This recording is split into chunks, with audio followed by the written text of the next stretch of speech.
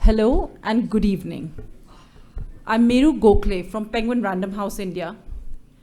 And along with Brookings India, we are delighted to welcome you for the launch of Choices, Inside the Making of India's Foreign Policy by Shivshankar Menon.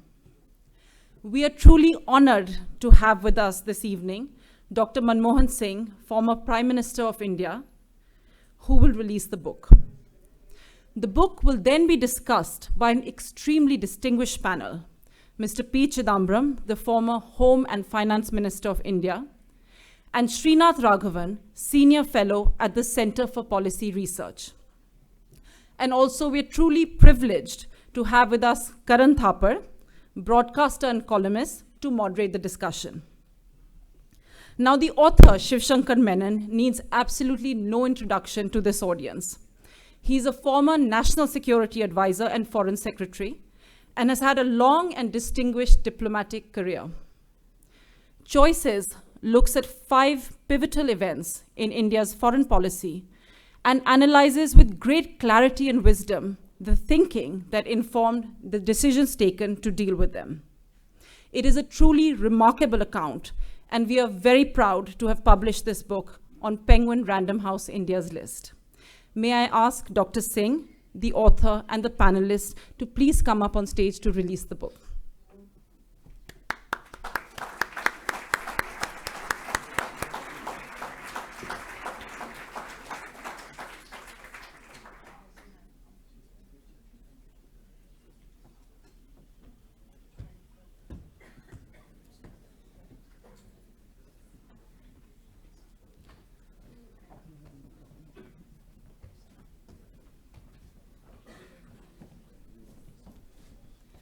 Maybe if you could just stand.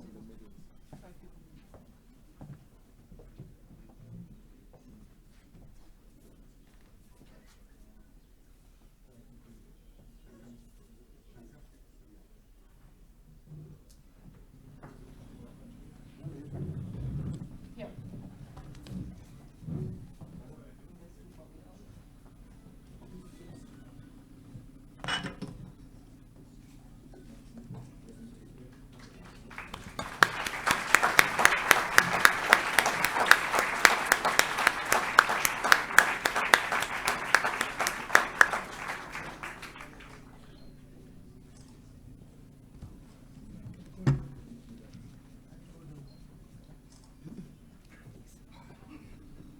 Thank you, sir.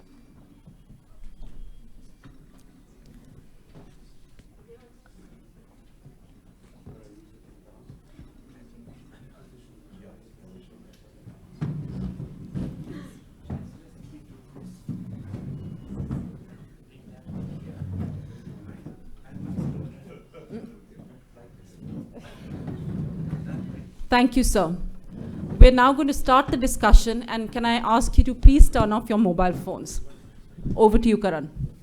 Thank you very much indeed. Just give us a second, ladies and gentlemen. We're positioning ourselves so that you can both look at us and we can look at each other.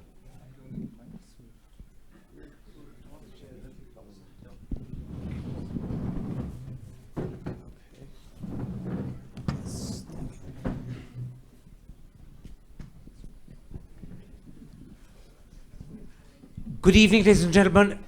Let's begin, Shankar, with what I think is one of the most interesting aspects of your book. You reveal that as Foreign Secretary after 26/11, and I'm quoting you, you pressed at that time for immediate, visible retaliation of some sort, either against the LET in Moritke, or their camps in Pakistan-occupied Kashmir, or against the ISI, which was clearly complicit.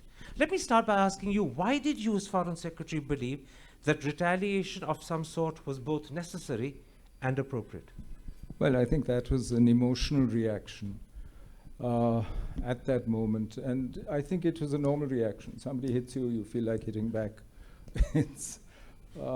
But the book itself, I think I say in the book that on reflection and on looking back, I actually think that maybe that would have actually given the terrorists and their sponsors exactly what they wanted, which was to provoke an overreaction and to convert it into, the rest of the world would then turn around and say, there they go again, India and Pakistan fighting. And they'd a lot blame 50-50 and say, both of you children stop fighting. And frankly, we wouldn't have, I think, been able to achieve many of the things we wanted to.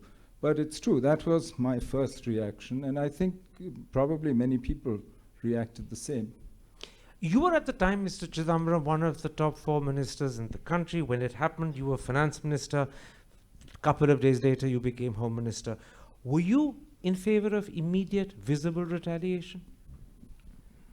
I have no recollection of that suggestion. That suggestion came up between 26th and the 30th. I have no recollection. From the book, it appears that this was a discussion between Shankar, the Prime Minister, and the then Foreign Minister. After I took over as Home Minister, and I think in a matter of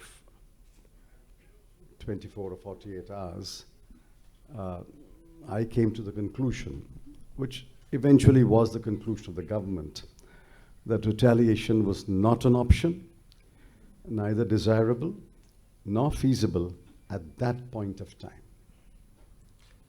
2 follow-on questions to you. You're saying to me that after you took over as Home Minister, and I believe the date was the 1st of December 2008, this issue of retaliation was not discussed at your level at the government. No, I discussed it at my level with the group that had been constituted by me, and it was pretty clear to me that retaliation was not an option which was either desirable or feasible at that point of time. So there were no conversations between you, the PM, the Foreign Minister about this issue?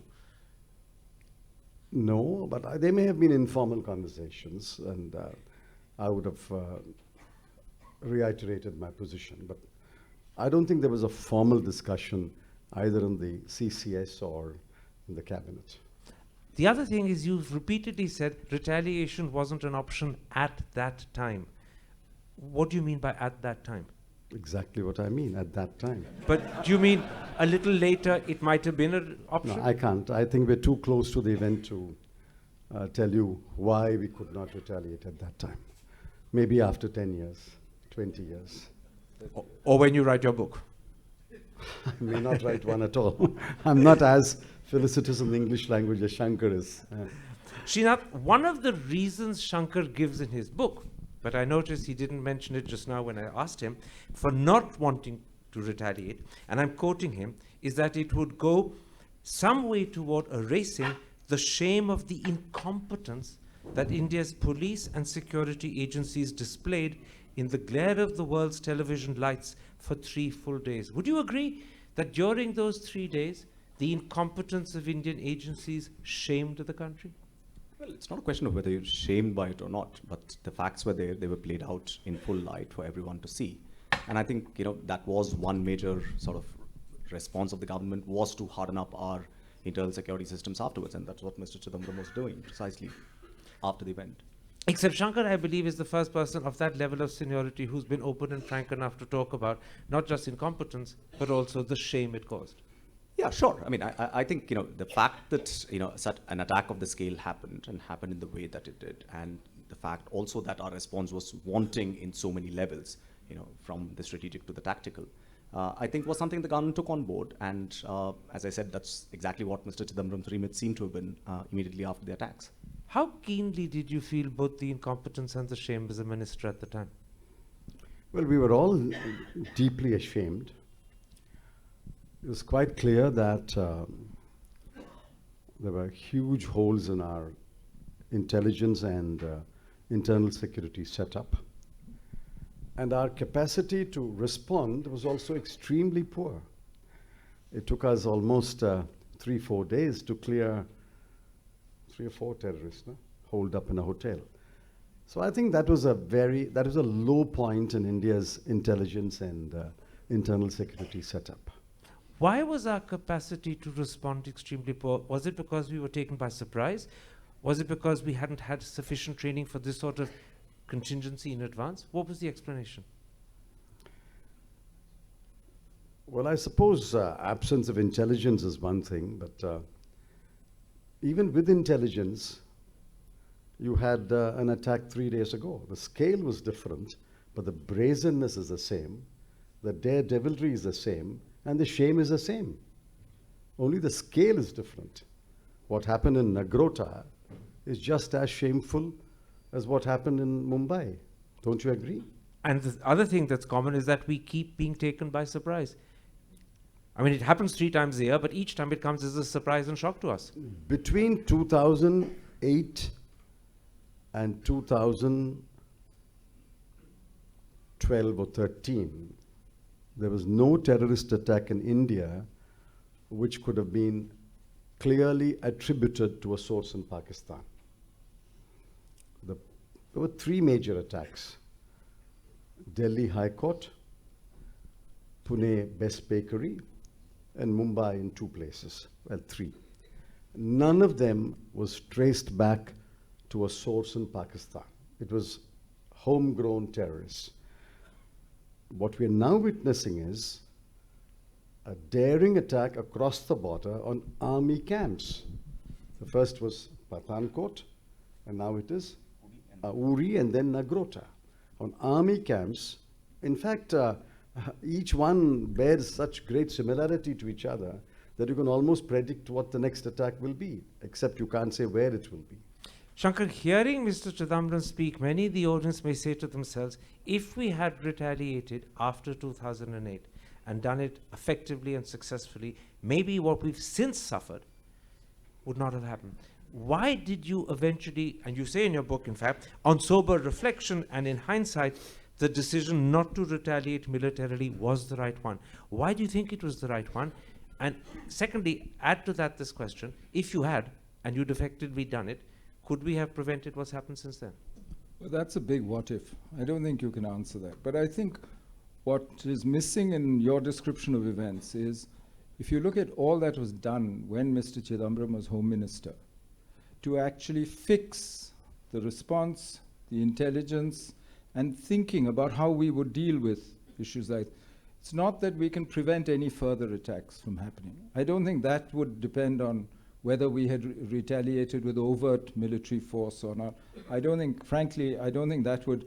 You've seen so-called surgical strikes. They haven't prevented further attempts across the line, because the sources of this cross-border terrorism are structural. And they're institutional on the Pakistani side. And I think this is not something that the sudden application or even the controlled application of force, can actually solve entirely. Which is why, if you read the rest of the chapter, it says that this is a long, protracted conflict. You might improve the ways in which you handle it, but it's not as though you're going to eliminate this overnight just by the use of force. So you need a whole combination of measures, and frankly, that's a much bigger subject. So retaliation would have been emotionally satisfying, but it wouldn't have been efficacious in the sense of deterring either the terror, leave aside eliminating the sources of terror. Exactly. I think that's a summary of what I'm trying to say in a much more complicated way. Which raises the question, Mr. Chidambaram, did India gain more by not retaliating than we would have gained had we retaliated? And I ask that because terror from Pakistan continues. We've seen it particularly this year. The world's attitude to Pakistan has not restrained either the Pakistan Army or the ISI, and the perpetrators of 2611 remain free. At any rate, they haven't been brought to justice. Absolutely. Without question, I think India gained enormously and rose in the esteem of the world because we did not retaliate. And I think by the time the UPA government stepped down, Pakistan had been virtually isolated. Since then, of course, Pakistan has won some friends, but that's a different story. I think virtually isolated. I don't think Pakistan can ever be completely isolated. It's virtually isolated. And I think we used that time to ensure that there was no Pakistan-inspired attack on India, and we built our capacity to detect such moves, to prevent such moves, and to respond if such an attack took place. A number of potential terrorist incidents were averted between 2008 and 2014. And that all that is documented. Of course, it's not public yet, but all that is quite well documented. If you were successful, and I completely take your word, between 2008, 2013, 14 in preventing any terror attack sourced from Pakistan, what went wrong thereafter? You're asking the wrong person. I'm not. I'm asking a man who perhaps will be willing to answer, because you're talking about your opponents who came to power. I'm tempting you. Well, I don't know what went wrong, but it appears to me that at the level of the Ministry of Home Affairs, there is no unified command. I think the practice of having the Home Minister, the Home Secretary, the Special Secretary, the DIB, the Director RAW, and the NSA meet every day, every working day at about 10 or 10:30 was a good practice. And as long as I was there, it was de rigueur. They could not send their deputy there to attend, or they don't attend. And I think invariably they attended. I think sometimes even the NSA and the DIB would say, Prime Minister's called us at that time, can you move it up or move it back? But invariably that meeting took place for nearly 45 minutes to an hour every single day. I think that practice has stopped, which is why I think there is no coherence and there's no coordination. There's no unified command, let's put it that way. I mean, Shankar knows better. In the book, Shankar gives 6 or 7 reasons why he believes, with hindsight, retaliation would not have been right. One of them is that undoubtedly, depending upon the nature and the consequences of what we did, Pakistan would also have retaliated. Now, after Pathankot and Uri in 2016, India did retaliate. The surgical strikes happened. Many people believe that what happened at Nagrota was in fact Pakistan's response. Logically speaking, do you believe now India is required to hit back yet again? And if so, something more than the surgical strikes? Well, I mean, you're only required to hit back if you believe that surgical strikes are there to sort of deter terrorism from Pakistan. And I'm inclined to buy Shankar's argument that that should not be the way you think about it. These can be sort of to restore a local operational balance across the line of control. But in terms of changing institutional sort of patterns of behavior in Pakistan, this stuff is not going to. And just to point out, you know, Shankar's suggestion, and I read the book quite carefully, was to hit the LET headquarters in Muridke, which is way, way higher than what was done in the current surgical strike. If you believe at that point of time that a strike like that could not get you very far, what are we talking about now?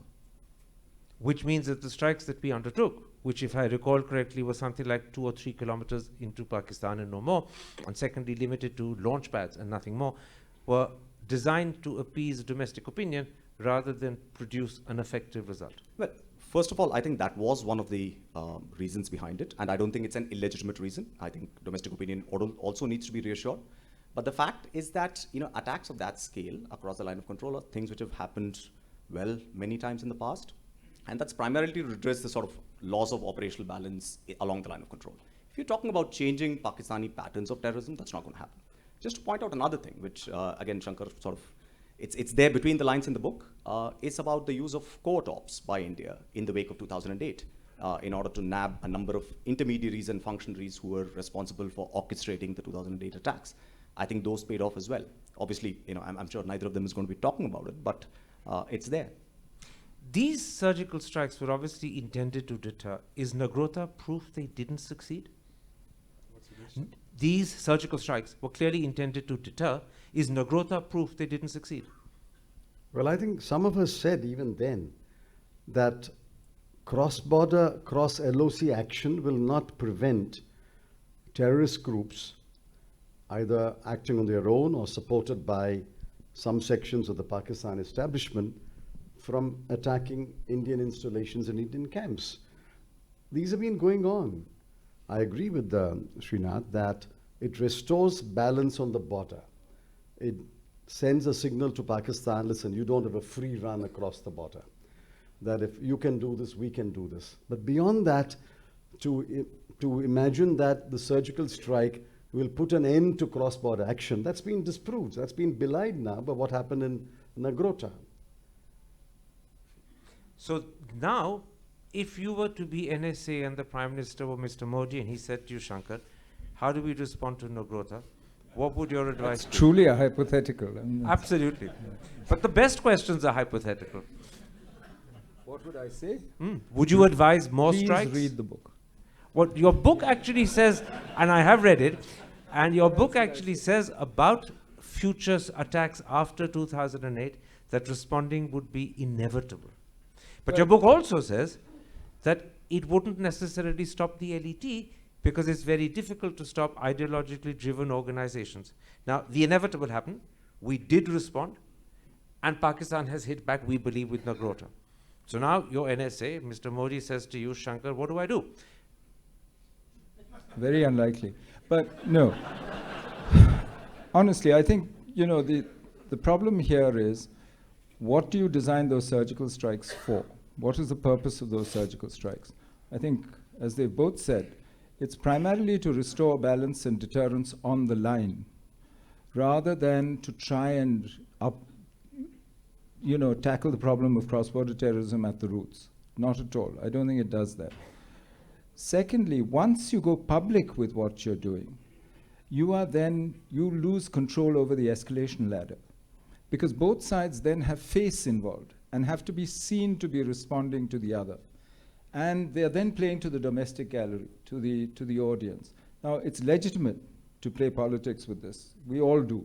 But there is a point beyond which you must maintain control of this and keep it within the bounds of what's reasonable. These are issues that, frankly, these are political calls that the political leadership has to make and will have to decide. So going public was the first mistake, and secondly, the sort of boastfulness we've I'm seen. not saying it's a mistake.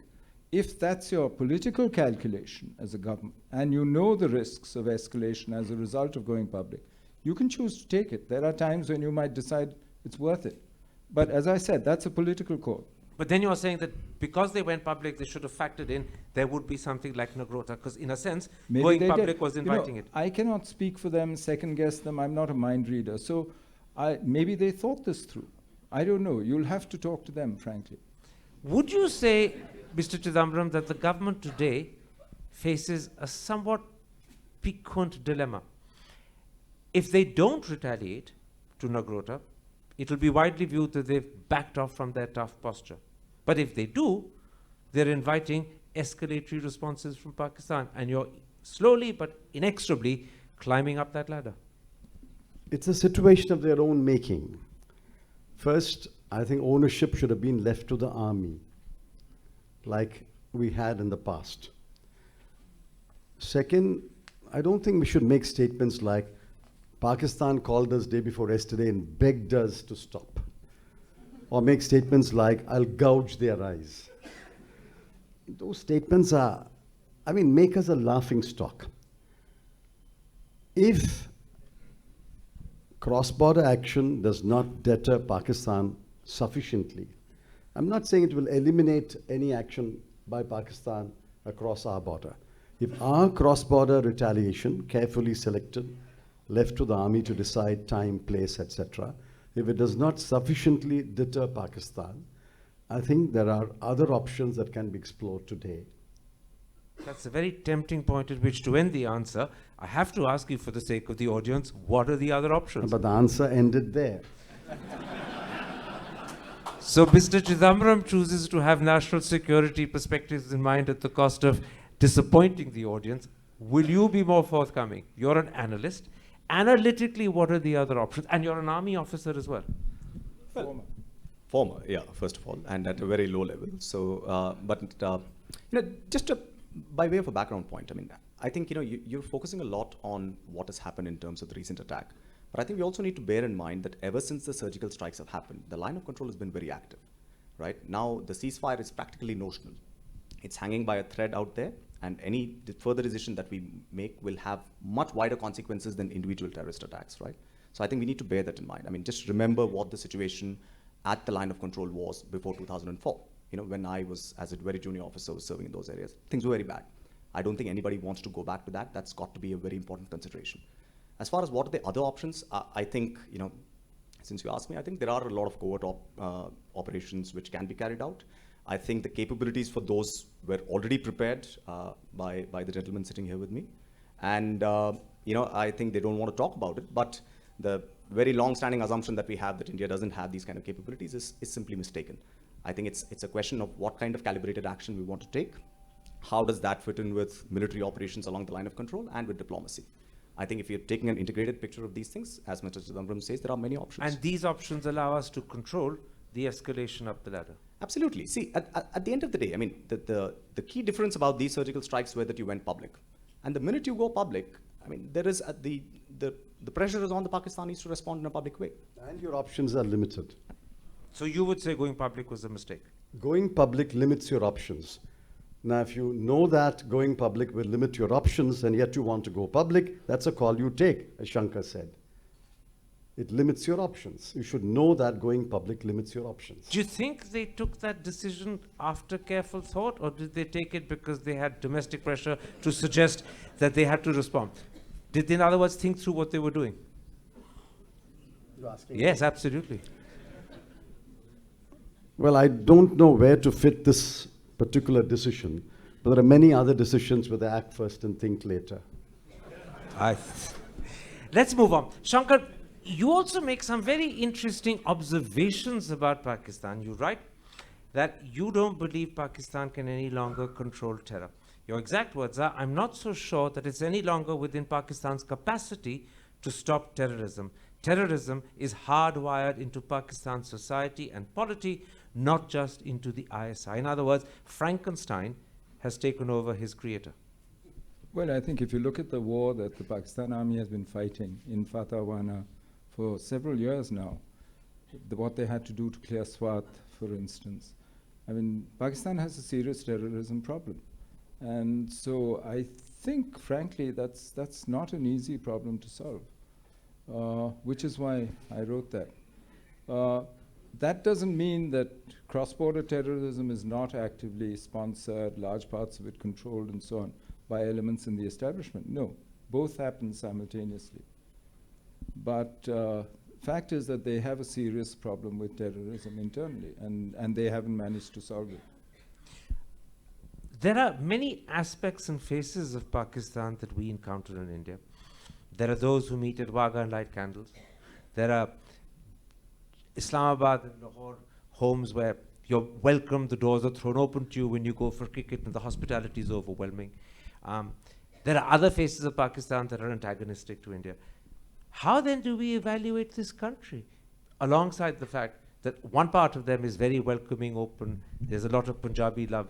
The other part is terror-influenced and determined to inflict terror on us. Well, I think as a Punjabi, you'd be better placed to answer that question. I'm not. As a South Indian, I can take a range. Which is why your answer would be more objective than mine.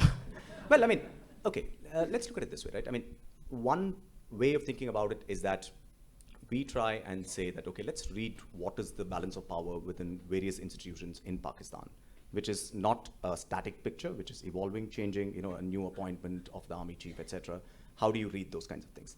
And how do we calibrate our policy in such ways that strengthen certain constituencies which are better disposed towards us? Now, that is a sensible way of proceeding. But I think it's equally incumbent upon us to also treat Pakistan as an entity and look at its actions rather than looking at who might be the sort of prime movers behind the scenes. And in many ways, I think that's the way to really proceed, is to test Pakistan on its actions rather than trying to second guess what is the balance of power there, which in many ways is going to be opaque to all of us.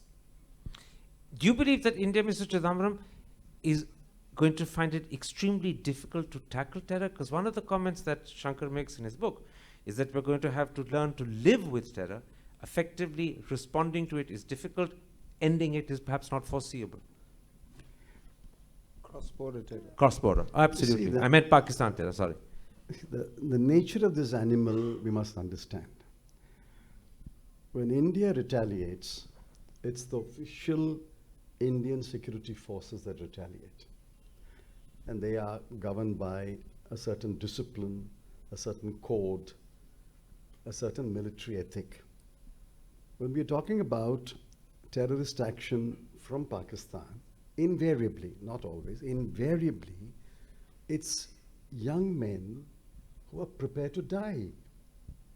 this Negrota or Uri or whatever, these are 3, 4, 5, whatever, young men who mount this attack knowing fully well not one of them will return home alive.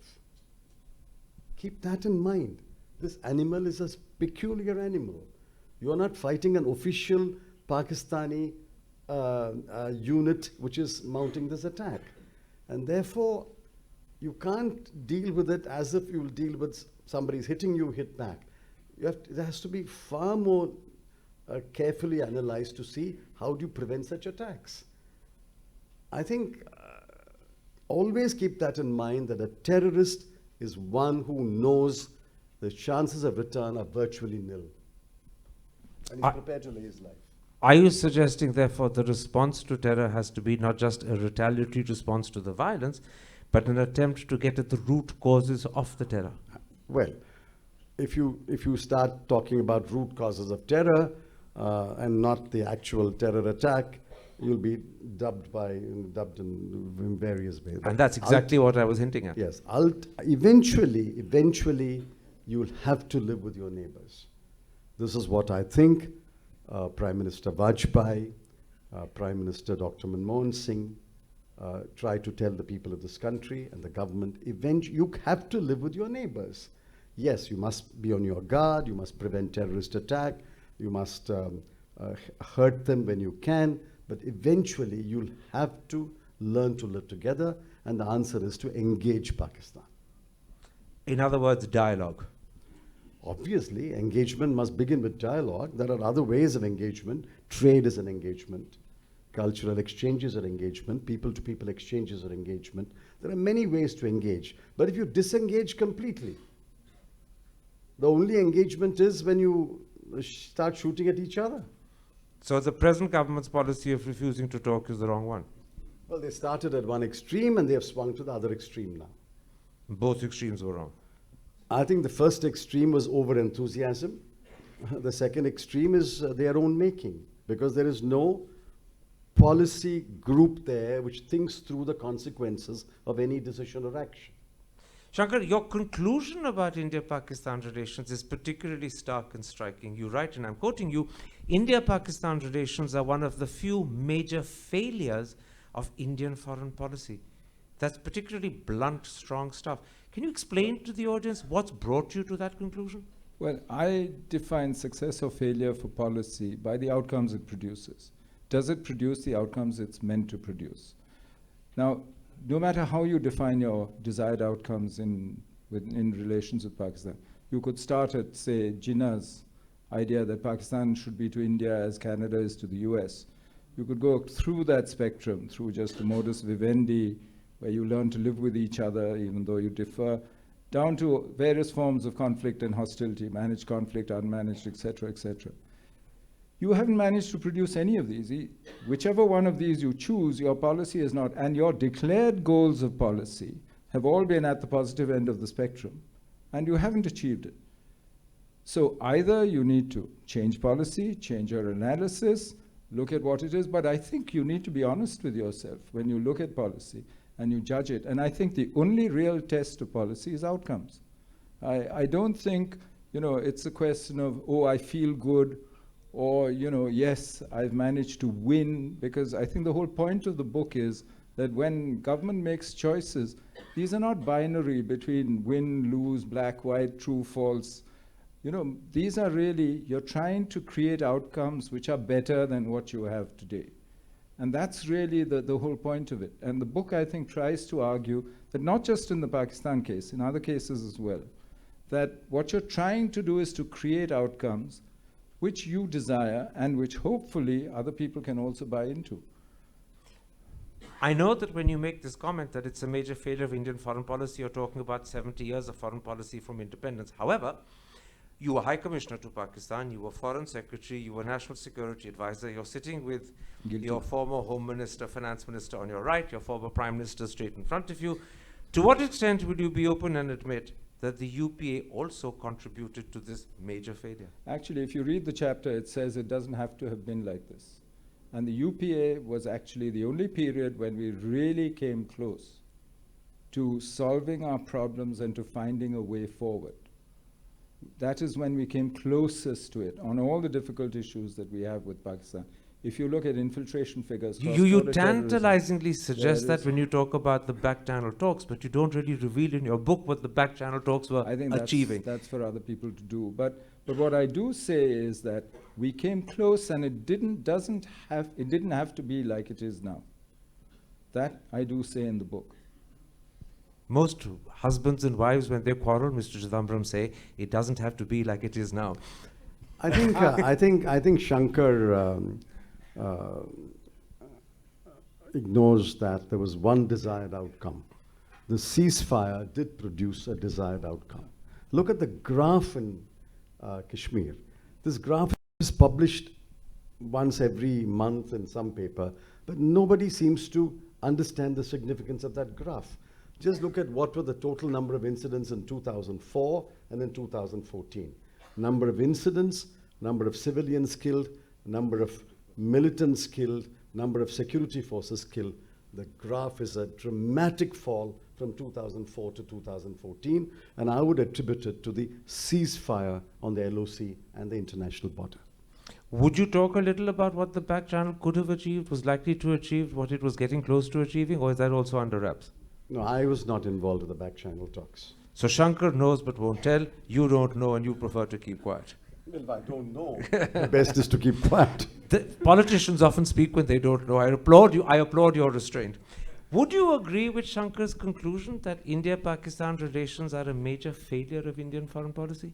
Well, I mean, if you frame the problem in the way that he has, which is of saying that if you want to look at what are, measured outcomes, I mean, as a historian, it just strikes me that it is a failure. I mean, starting from Jawaharlal Nehru, we've said that we want good relations with Pakistan, but we've never succeeded in doing that, right? So in that sense, as a country which has far more greater levels of capability in the two, amongst the two countries, I mean, it's clearly a case of failure. I mean, the one place where I'll differ slightly from what he was saying is that, I think the whole problem of how do you deal with talks and terrorism, right? And how do you sort of combine the two is a problem that I think we've been facing for at least 15 years now. Starting from the Vajpayee government onwards, I think we've had a bit of problem in trying to sequence these two things. And we've never quite arrived at the right mix of how do we keep talks going in the face of grave provocations of the kind that seem to happen from time to time. But at the same time, I will say that Mr. Chidambaram is absolutely right. I think the signal achievement of the UPA years was the ceasefire along the line of control. And I think its cost, its benefits, particularly to India and the Indian army, are something that we should not underestimate. I mean, at a time when we are all saying that we all need to look up to the army and stuff, I mean, this is a very salient fact to remember. I don't mean this as a naughty question, but the ceasefire came into being in 2003, and I believe I'm right in saying that it happened because the Pakistanis unilaterally declared it. We then accepted, but it was never formalized. So does the ceasefire go back to this unilateral declaration by Pakistan? I think it goes back to the efforts, the late efforts of Prime Minister Vajpayee in his last months in office, when he tried to sort of get back to the negotiating table with Pakistan. But I think the key achievement was to make sure that it sustained during this period. Because at the end of the day, it's just a ceasefire. The minute somebody decides not to cease fire, it stops being one. It stops being one. So it's an agreement of mutual restraint. And I think we did very well to sort of keep it going for all those years. To what extent? Pakistanis knew, by the way, when they declared it, that we would also accept it. They knew in advance. This had been discussed between the two sides. So, I mean, publicly, yes, it was unilateral, and it suited them for it to be seen as unilateral. Both sides were happy to, because But we had this just is gone through a very very important bad what you're patch. saying. That in other words, there was a certain understanding There was. with India that if you declare a unilateral ceasefire, we will observe it, and it will therefore become a formal understanding. Correct. And we both watched each other. So very Pakistan carefully, went unilateral, but with the formal knowledge communicated, I take it, behind closed doors, that if you do it, we will respond the same way.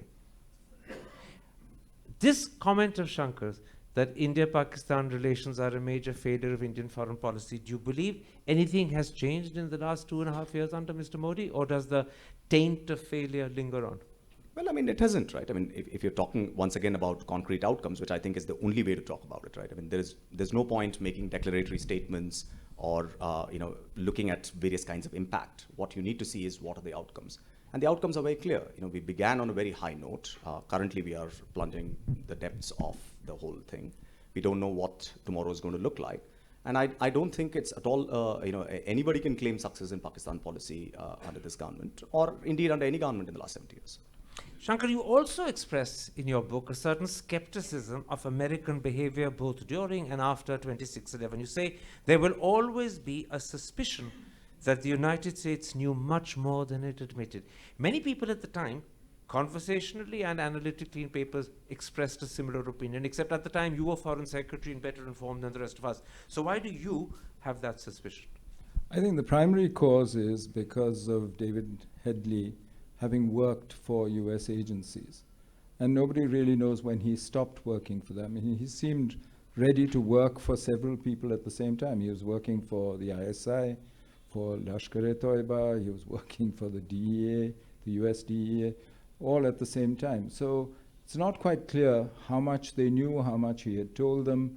And since he went through this plea bargain and there were limitations on how much you could actually interrogate him, so there will always be the suspicion. But all of that wasn't at that time, surely. But that's a suspicion. He went through the plea bargain afterwards. Well, at that time. We got access only after that. But you say at that time. No, even at that time, because there were bits and pieces of information with various people, which later, in hindsight, people said, oh, maybe we should have known if we'd put it all together. But that's a fairly common problem in intelligence. I mean, it's not just us. Look at 9/11, look at other cases. You were Home Minister at that time, Mr. Chidambaram, or actually shortly afterwards. You took over on the 1st of December. Did you share the suspicion that the United States knew more than they admitted? Well, that suspicion was there, but I don't believe that the US knew about it but did not inform us. I don't believe that. I think I've had enough conversations with their leadership and their key figures at that time, and I was pretty much convinced that, yes, it was a failure to connect the dots, but I don't think there was a place or a set of persons who knew this was going to happen and did not take us into confidence. Because the US behavior before and after has been very different. The US has taken us into confidence on many occasions before and after. Although when Shankar writes about the US behavior after, he believes that the Americans tried to cover up knowledge of ISI involvement in 26/11 because they didn't want to endanger the cooperation America gets from the ISI. He writes, the United States began saying it was not sure that the higher command of the ISI and the Pakistan Army had known about the attack. Do you share his feeling that there was a sort of U-turn in the American position? Well, I mean, there definitely was. I mean, and it might have been driven by the fact that you wanted to sort of make sure the Indians were not responding very strongly, that that there was no escalation of the situation. But at the same time, I think a lot of it was driven by what was happening in Afghanistan. The Americans needed the ISI support in Afghanistan. I think Shankar makes that point in the book as well.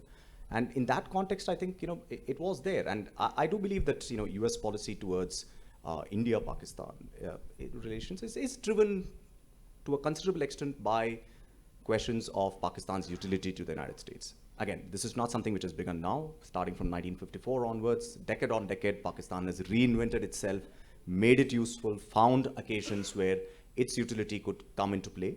And I think one of the reasons why we didn't go for a strike in 2008 was to sort of prevent that kind of hyphenation from happening. And I think that was quite the right reading of what American policy was like at that point of time. Would you, as the man who was Home Minister at the time, accept that the Americans began to, if the word cover-up is the right cover-up, behave as if there was no direct knowledge of ISI and Pakistan Army involvement? Because they wanted to not endanger the cooperation they got? I think it was pretty clear from when the attack was taking place, the conversations were recorded, not only by our agencies, but by the US agencies. So they had practically all the information that they had. And anyone who listens to those conversations with their handlers in Pakistan will know that there were clearly links to the Pakistan establishment and the ISI. I think you have to be naive to think that you discovered it later. We knew, even when the attack was going on, we knew that it was being directed from Pakistan. Except he says the Americans attempted afterwards, or suggested they were attempting to cover up the involvement of the higher command of the ISI. That I cannot say. I don't know. I'm just saying what they said to us. They in the beginning, for the first initial few days, there was no suggestion from the Americans or anyone that this might have been a rogue ISI operation or anything like that. But that came in later, the idea that they didn't think the highest command in the ISI or that the army command was involved. And your feeling is they were changing their position because they wanted to protect the cooperation. You know, I think it's unreasonable to expect them not to follow their own interests in all these situations. So I don't think it's a question of some willful, attempt to somehow that they knew much more, as Mr. Chidambaram was saying, and that somehow they hid it from us. No, I think they started putting the dots together when it happened. I think their initial reaction, listening to the tapes, listening to what was going on, was obvious that, the ISI is involved and so on. And then they evolved a position among themselves which served their interests. And that's a normal process. I don't see why we should be surprised by this. So this leads me to my last question before I open it up to the floor. And it's a question in a sense that your book raises. Can we expect America to clearly and unequivocally support India over Pakistan? If or it's is that in their asking interest. if it's in their interest? Certainly they will. And if it's not, they won't. Yeah. So it all depends upon who Washington needs more at that particular time, Islamabad or Delhi. I think we must assume that whether it's Pakistan, whether it's the US, whether it's friends, whoever, we must assume they're rational and they know their own self-interest and will follow it. And that's the basis on which you have to make your policy. But clearly, nobody else's interest will be exactly the same as yours. Forget the rhetoric. But ultimately, that's what you work on. You work on common interests, you work on the overlap, you work on the congruence, and it grows. And with the US, that congruence has actually grown steadily over time. So would you agree, Mr. Chidambaram, that America and India, to use Mr. Vajpayee's phrase, are natural allies, but really only when it suits them to be? Well, that's true of every country. Is India and Sri Lanka natural allies? We are, we should be, we were. But when it... Except when the Tamils intervene. Not the Tamils. Not the Tamils. I think you better take back that word. Well, we didn't go into that chapter on Sri Lanka. We've confined ourselves to only the India-Pakistan relations. So India and Bangladesh should be natural allies, but there are problems. So I think whether two countries are natural allies or not will be contextual, will depend upon the time, the place. But I think it'll be very difficult for anyone, even if he tried, to break this relationship between India and Pakistan.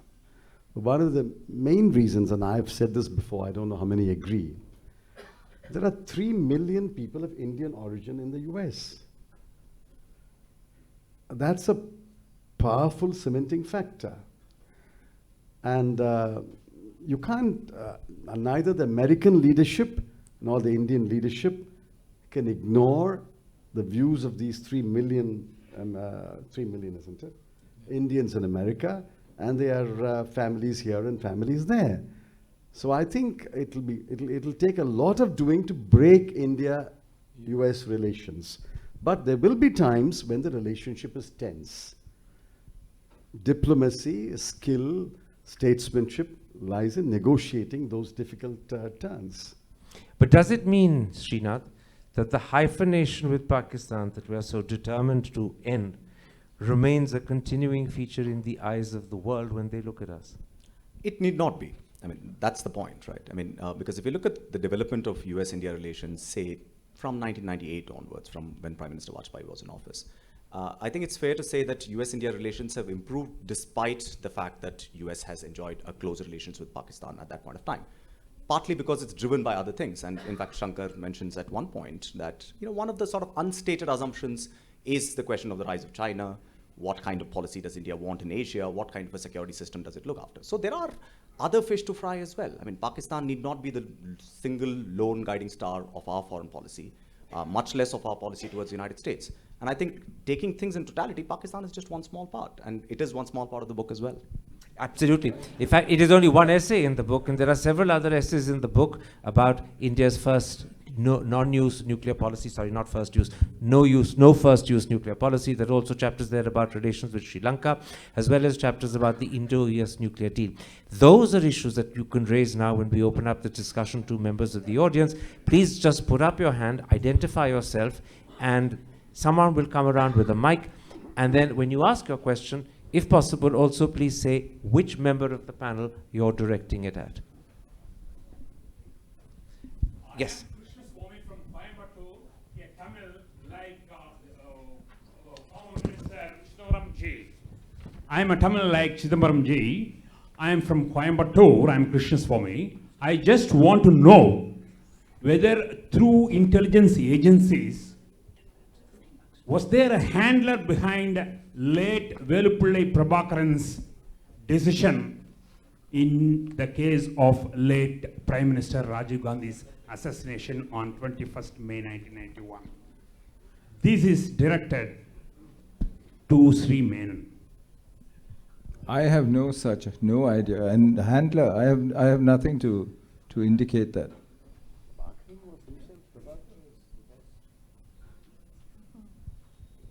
Do you want to come in on that one?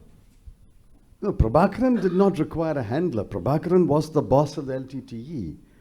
I don't think Prabhakaran had a handler. He had a clutch of advisors, but I think Prabhakaran, who I can admit now I knew very well, was himself a very determined, a very focused, and very violent leader. Did you want to say more? Yes, the lady in the middle who's just raised a hand over there. Excuse me, sir. I'll come to you in a moment's time. Can I come to Mrs. Singh first, and then I'll come to you? I'm Manju Singh, wife of late S.K. Singh, like Shivshankar Menon, former Foreign Secretary. We spent 4 years in Pakistan. I feel a lesson that we in India must learn and take care of by all the terrorist attacks, whether they are controlled by the ISI across the border or from our own terrorists up in the north, that we have not learned to secure our army camps very well. It's a reflection on our non-preparedness. And I think we should be better prepared. Number two, in a discussion with US Ambassador Verma, I asked him a direct question, whether all this aid from America to Pakistan cannot be either controlled better or reduced, and his answer was that Pakistan needs help against terrorists. And then I followed it up by asking him, where can you draw a line between the American aid, which is with the Pakistani government to fight terrorism, and how much of it filters down to the terrorists in Pakistan against India? And he had no answer. I take it that that's a statement rather than a question. Why don't I come to the lady over here? Excuse me, I just want to know, is it not an indication that we are not prepared enough to deal with these attacks? Mr. Chidambaram, do you want to answer that? Well, that's pretty obvious. If there is an attack on an army camp, which more or less follows the same pattern, they infiltrate shortly after midnight, they attack at the stroke of dawn. Obviously, these army camps are not well defended. Response this time was quicker than on the last occasion, but the army camps were not properly secured and defended. It is, we have to admit that failure. Go ahead, ma'am. My question is both. Can you identify who you are first? Yes, I'm Nivedita Mukherjee. I am Joint Director, International Division in the FICCI, Federation of Indian Chambers of Commerce and Industry, and I'm also a former journalist. My question is for Mr. Chidambaram and Ambassador Menon.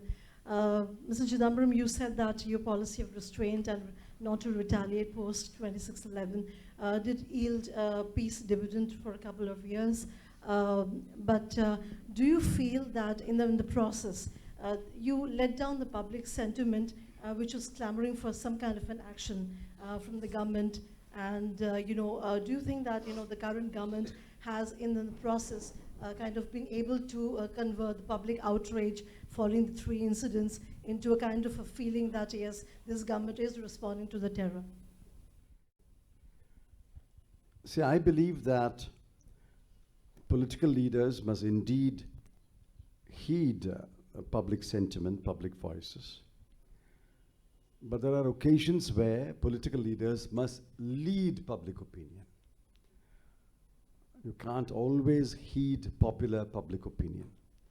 As I said, my conclusion at that time was retaliation was neither desirable nor feasible. And I think that paid us dividends for many years. I maintained that position. I'd like to add to that. The Mumbai attacks happened 6 months and a few weeks before the general elections in India. One political party, who shall remain nameless, tried towards the end of January to raise it once or twice in campaign meetings. And I think the reaction they got back from the people of India was, why are you playing politics with a national problem, with a national tragedy?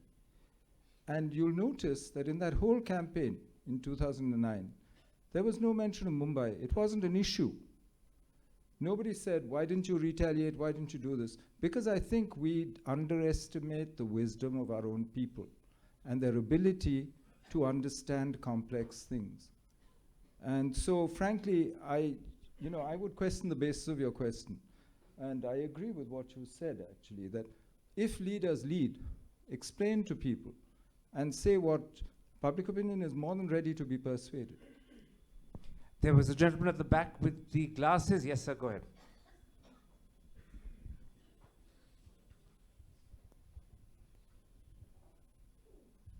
Yeah, my name is GB Bagai. I would like to know how important is Kashmir's internal situation in tackling the roots of terrorism? I mean, is it just a two-nation theory or is it basically Kashmir? And what do you think of Farooq Abdullah's statement that kiske baap ka hai POK? Why should we covet POK, he says? And if we stop coveting it and state it formally, will it strengthen our position at the UN? Will we get support from most of the nations and will it help declare Pakistan a terrorist state? Thank you. Mr. Chidambaram, that has to be for you.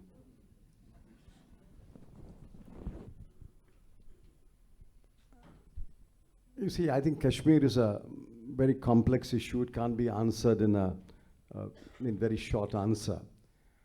I believe that the UPA's policy brought several years of not quite peace and tranquility, but several years of relative peace and tranquility.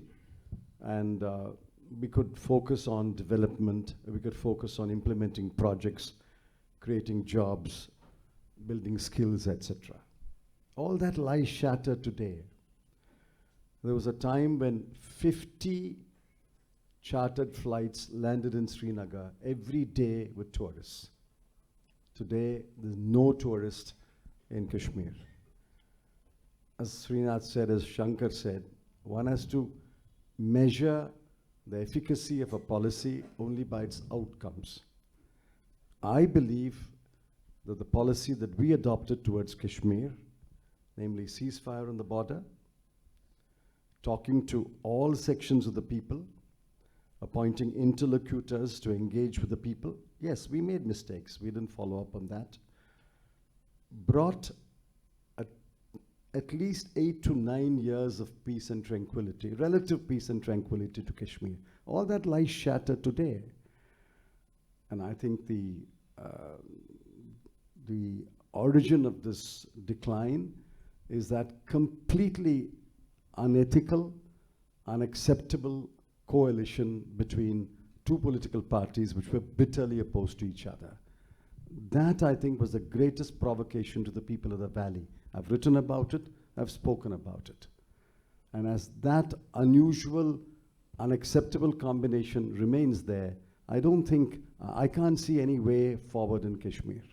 Srinath, there was the preamble to that question that I want to put to you. To what extent, I think the gentleman asked, does the internal situation in Kashmir, which goes back 70 years, provide some sort of engine or source for the terror that comes from across the border? Well, I mean, in a sense, Kashmir is a genuine problem between India and Pakistan, and there is no amount of, diplomatic speak can sort of wish that away, right? That's a real issue. But I don't think the terrorist infrastructure in Pakistan today is either present or is thriving because of what's happening in Kashmir. That has got an autonomous existence, and that will continue irrespective of what happens, right? But at the same time, I think what we do in Kashmir or don't do also matters. And my reading of the record is somewhat different from what Mr. Chidambaram said. I believe that while the UPA government did very well in sort of keeping relations with Pakistan on an even keel, making some progress on the back channel, which is very important, keeping the line of control peaceful. But I think in terms of the record within Kashmir, it was much less positive because many of the problems that we are seeing today go back to 2010, and many of the kinds of issues that we are seeing today, both in terms of security challenges as well as the level and degree of disaffection, has its origins in that period. Of course, Mr. Chidambaram is absolutely right that some of the more recent political sort of happenings have triggered a greater degree of unrest in the state. But I don't think this is a problem which is entirely of the making of this government. You're nodding your head in agreement, disagreement? I don't disagree, because I think we made mistakes too. 2010 was a complete surprise. We were unprepared to handle stone pelters. But please remember, in 2011 and 12 and 13, we learned to handle stone pelters, and stone pelting came to an end, virtual end. We learned our lessons. But I think we made several other mistakes. I have no hesitation in admitting that. On a suitable occasion, we can discuss the mistakes that we made in Kashmir. You won't tell us today? No, but that's not the subject of the book, number one. Number two. But everyone wants to hear you. No, we did make mistakes. I think, I'll confess to one. We should have been more determined to follow up on the interlocutors' report. I think the interlocutors created a climate where people were willing to look at various solutions. I think that was a wasted opportunity. That's a delicious mistake, because actually the blame falls on your successor, doesn't it? No, blame falls on the government. I was part of the government even after I left the Home Ministry. With the Prime Minister's approval, I appointed the interlocutors and worked closely with them, and I was immensely satisfied with the remarkable work that the interlocutors did and the report they produced. But unfortunately, for a variety of reasons, we did not follow up. And I think the capacity of the Kashmir government, Jammu and Kashmir government, despite all the help that we gave, was rather limited. It was not a very competent government. What we needed there was a very competent government. We had a young man with good intentions, but I don't think his government was a very competent government. There are many, many things which we can talk about Kashmir. It remains one of the unhappiest parts of my tenure in the Home Ministry, although I take pride in some things that we did. You're also suggesting by implication that the decision to make a man who had never been at that position before, who was also very young and didn't have experience, Chief Minister, was the wrong decision. And if I recall correctly, it was the decision that was taken by Congress, and anecdotally it said it was the decision taken under after the suggestion from Rahul Gandhi. Well, these are speculative. There have been people who have never held office who have become chief ministers and done extremely well. Anna Durai had never held office. He was chief minister until he passed away in a year and a half later. Now the US has elected somebody who's never held office. Let's wait and see what happens after 4 years. Okay. There was a gentleman over there with, yes. Yes, sir, go ahead. But you need a mic before you speak.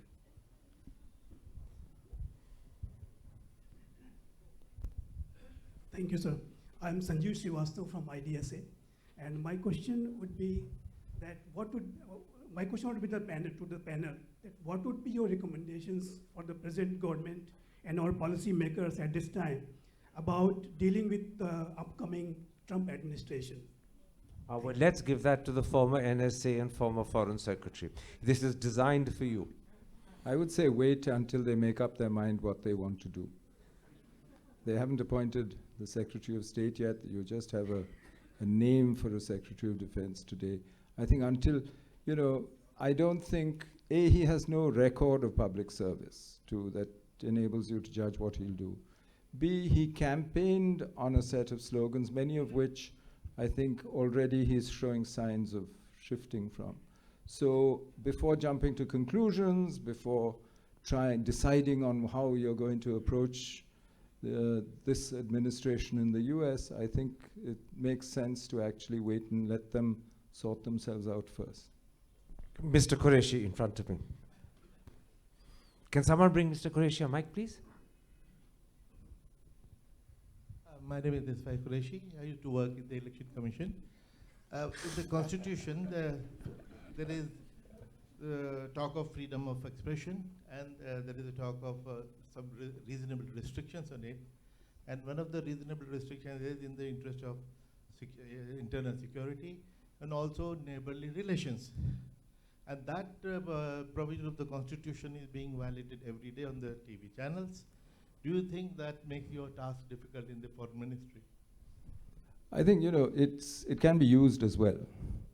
I know when, there was a huge argument going on TV channels about the 123 agreement with the US, just as we were negotiating with the US. And it made our life easier to be able to tell the US negotiators that look at public opinion at home. Look how enraged they are. There's no way that I can make these concessions to you. And it worked. The US in return used to say to us, look at what Congress is saying. They feel very strongly about it.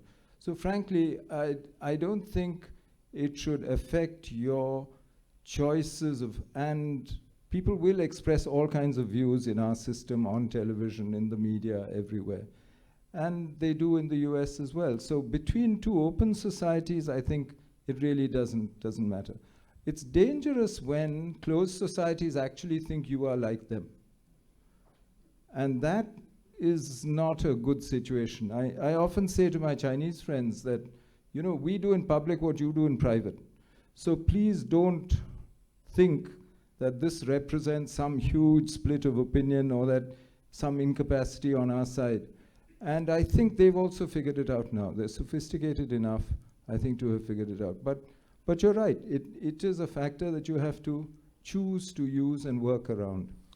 I think we have time for just 3 questions. The gentleman raising his hand over there. Yes, you, sir.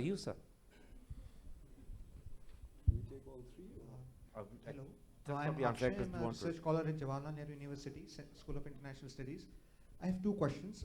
Can you make it 1, please? Because we're running out of time, and I do want 2 more people to ask their questions. So choose whichever one you prefer and put that. All right, I'll ask about, you mentioned that there was discussion about 1, 2, 3 in the book. I do want to ask that how you see the relationship with the United States progressing with the foundational agreement being signed in Limoa right now. What are the implications of it, and how do you see in the context of pivot of Asia policy and the closeness of the United States with India and the future implications for it? Shankar. Well, for me, as I said earlier, there's increasing congruence between India and the US, strategic congruence, in several ways. You see it in terms of our security, counterterrorism cooperation, all that. You've seen what we've been doing. You see it in maritime security. But more than that, you also see it in the basic approach to the global order and to how issues should be settled peacefully. Frankly, if you look at it, India has been one of the major beneficiaries of the 2 decades of an open international trading system, open investment system, which now seems to be at some risk after the 2008 crisis.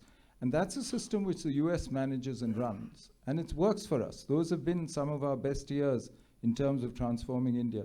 So if you look at congruence at the strategic level, it's actually been growing. Economic, you can see the complementarity. We're very different at different levels of development. They have a lot that we could use.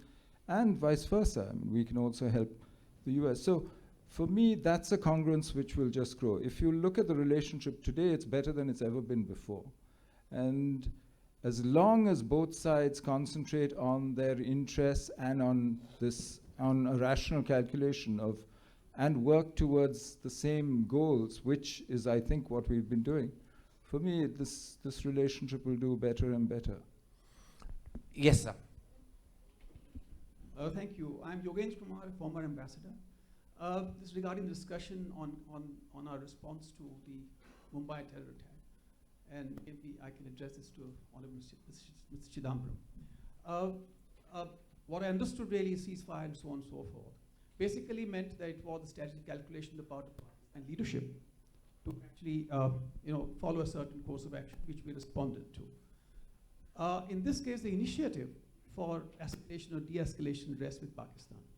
You mentioned that your conclusion was that a response was neither necessary nor feasible. Now, if desirable and feasible. So my question really is that if we were to develop a capability to make our response feasible, depending upon what our tasks might be, perhaps we would have been able to have more options. And whether during the time that you were taking decisions, whether efforts were made by the government to make the feasibility of response a realistic option. Thank you. I was not the Home Minister between 26th and 30th. I think Shankar is talking about the period immediately after the attack. I took over on 1st. Obviously, I could not have come to any conclusion on that day. Secondly, let me say this. That was 2008. We are now in 2016. I believe we have more options today than we had in 2008. But I think boastfulness and declamations from the rooftops limit those options. We should ensure that those options are available options and can be usable options. I think we have more options today than we had in 2008. Our last question. Yes, sir. Hi, my name is Gautam. I want to ask the panel, is there more we can do in Afghanistan in regards to the situation in the neighborhood with the Taliban gaining ground? Do you think India as a country can do more to shift the situation more into our favor? Srinath, why don't you take that? We'll go to Shankar, but why don't we start with you? Well, I mean, so I think we're already doing quite a few things, right? I mean, in a sense, if you look at the period from, say, 2010 onwards, there has been a steady sort of improvement. We signed the strategic partnership agreement. Initially we got some armaments supplied to them through Russia. Now there is a direct supply happening. Of course, there was a bit of a period of uncertainty when the new administration came in because it wanted to try the Pakistan card once again. And the failure of that means that, they're back to the old game. But I think a lot is now going to turn on what the United States decides it wants to do. I think we have to wait for the new administration to carry out its review of Afghanistan policy. Once we know what the basic parameters and approach is, only then we will be able to take a call on whether we want to intensify our efforts or to try something new. But I think we are well placed to respond to that. And as Shankar was mentioning, I think the key unknown right now is what the Trump administration's view on these kinds of things is going to be. Shankar? Well, I'd only add that the reason India's Afghanistan policy so far, and it's a fairly sizable commitment and has been consistent for over several governments, the reason it has worked, despite all the ups and downs of what's happened in Afghanistan, is because we've been guided primarily by what the Afghans want. And as long as we do that, I think we're all right. But when there are moments when, as Srinath was saying, the Afghan government tries other options, looks at other things, that's their business, frankly. Our commitment is more to the Afghan people and to helping them to strengthen themselves so that they don't lapse back into extremism, into a terrorist state, basically. And that I think we have done consistently. So should we do more now? Should we do less? That, frankly, I think we should be guided by the Afghans themselves. Ladies and gentlemen, we come at this point to an end to this part of the evening. My thanks to all three members of the panel for having joined me. It's now for Mr. Harshvardhan from Brookings, India, to do a vote of thanks.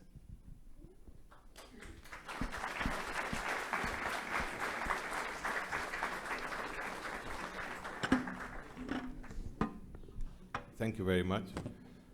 We had a very substantive discussion of a very insightful and substantive book, which covers, as was pointed out, many more issues than what was the primary topic of discussion. Very well written. So I want to thank the author and the panelists for this very interesting, insightful, and thought-provoking, often very honest thoughts which they shared with us. Mr.